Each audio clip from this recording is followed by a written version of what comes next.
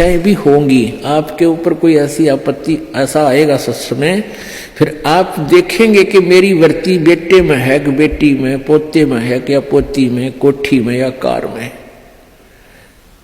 आप जी ने अपने उस जाल को स्वयं काटने की चेष्टा करनी है कि तो जुल्म हो गया, मेरा तो इसमें आस्था है। और यहां आशा रही तो वापस जन्म होगा, जहां आशा ता बासा होई और मन कर्म वचन सुमरियो सोई।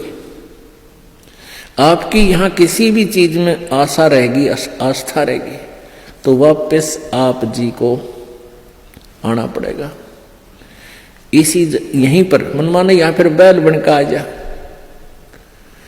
और यहां आशा नहीं रही तो फिर हमने आशा कब ना रहेगी, ये ज्ञान आधार बनाओगे, भक्ति घनी करोगे, दान धर्म खूब करोगे, उस भक्ति की शक्ति से भी आपके कुछ बंधन ऑटोमेटिकली कट जाएंगे। इतना दबाव बनेगा उसका, आपके मन में वो आना नहीं देगा, और परमात्मा कोई ऐसी व्यवस्था आपकी बना देगा। और जो भक्ति नहीं करते तो फिर हमने यहां से तो जाना ही जाना है, भक्ति कर रहे हैं जो, उनके मन में ये आ जाना चाहिए कि फिर जन्म होगा तो फिर यह दुर्गति शुरू। मनुष्य जन्म भी हो गया तो मनुष्य जीवन में क्या सुख पाया अपना। आज हम 60 साल के हो गए, हमें पता है क्या मिला इस जीवन में, और क्या हमारा था और क्या पराया था। तो इस ज्ञान के आधार से निर्णय हो जाएगा कि अगर फिर जन्म हो गया, फिर वो प्रोसीजर, बेटा ना हुए तो दुखी हो गए तो महा दुखी, क्योंकि फिर उनके पालन में पोषण में कोई बेका देगी मृत्यु हो जाए काल, तो फिर रोज जाना करे काम, तो रो रो कर टक्कर मारेंगे, वह दुर्गति न्यारी। तो इन सब बातों को ध्यान रख के तो सच्ची श्रद्धा बना ले कि तो मरना पड़ेगा, पर इसी जगह चला फिर मरना ना पड़े, यहां से तो जाना पड़ेगा। तो इसलिए ये तो अपना है ही नहीं, चाहे बेटा है चाहे बेटी है, मोह है या ना है।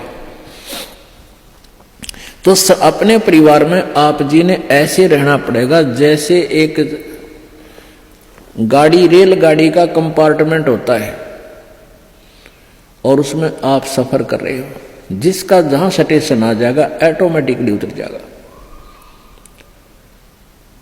किसी का 2 घंटे का है, किसी का 10 घंटे का सफर है, किसी का 24 घंटे का है वो।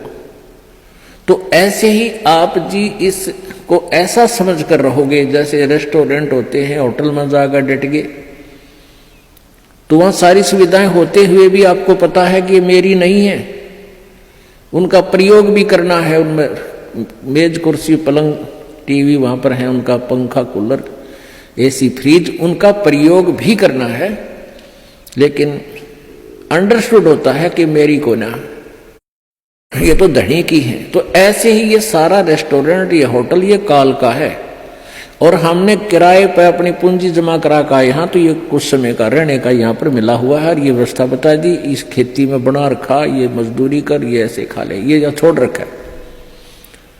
लेकिन ये अपनी नहीं, हम यहाँ होटल में कुछ दिनों के लिए सटे करे हुए। यदि ऐसी आस्था आपकी बन जाएगी तो फिर कोई पल्ला नहीं पकड़ेगा आपका, कोई बाधा नहीं बनेगी।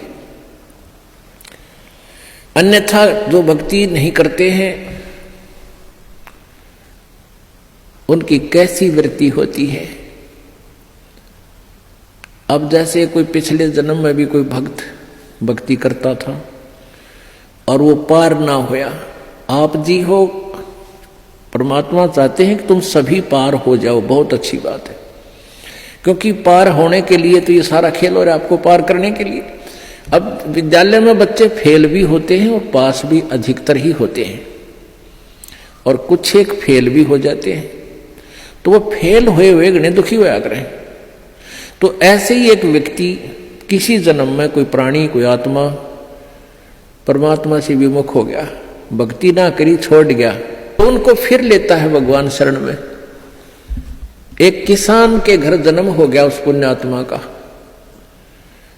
अब कहते हैं जो जन मेरी शरण में एक बार आ गया, परमात्मा कहते हैं हमारी शरण में एक बार कोई प्राणी आ गया तो फिर उसको जब तक वो पार नहीं हो लेगा उसके पीछा हम छोड़ना को नहीं। जो जन हमारी शरण है ताका हूं मैं दास, और गेल गेल ला गया फिर जब लग धरती आकाश।